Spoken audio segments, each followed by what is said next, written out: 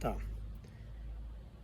Visi zin, ka ir zinātniskas teorijas, bet ne visi zin, ka ir zinātniskas joku teorijas. Vienkārši, lai izklaidētos inteliģenti cilvēki, bet pārējie viņam tic neskāpēc. Tāpēc ļoti uzmanīgi ar zinātnisko joku teorijām. Piemēram, Zeme ir plakana. Austrālijā neeksistē. Vakcīnas nepalīdz. Ādares neeksistē. Lidojušā makaronu monstra baznīca. Torsionu lauku teorija. Elektroauto izglābs pasauli. Cilvēks ir radies no mērkaķa. Pilnīgi nejauši. Viss ir slikti. Lūk. Kaut kā šitam tic.